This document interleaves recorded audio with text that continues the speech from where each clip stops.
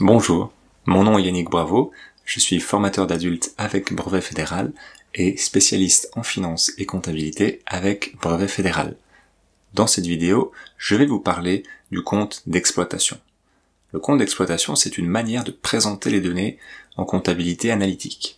On reprend ici certaines données que l'on a déjà vues sur le décompte d'exploitation.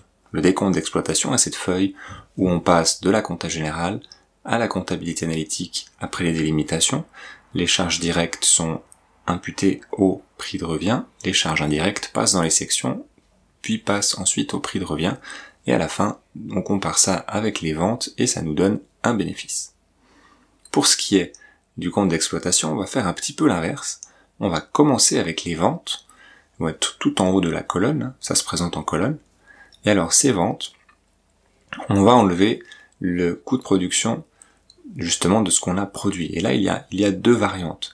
Soit on va enlever le coût de production de ce qu'on a vendu directement, soit on va enlever le coût de production de ce qu'on a fabriqué, et alors dans ce cas-là, il faut aussi prendre en compte la variation de stock pour qu'on puisse parler à quantité égale.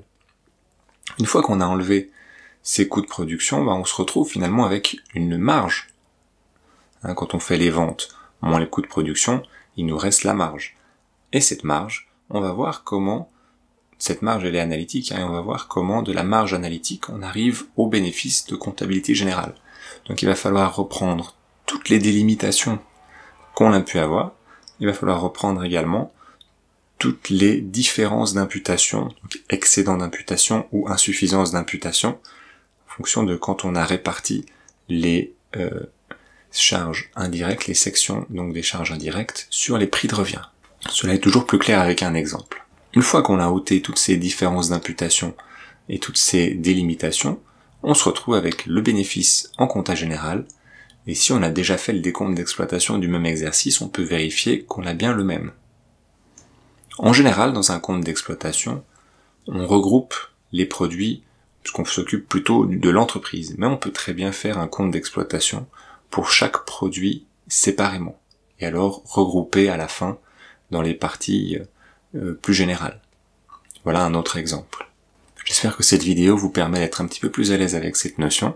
Je vous souhaite une très très bonne révision, une préparation pour ce brevet fédéral de spécialiste en finance et comptabilité avec l'Institut Better Studies, bien sûr.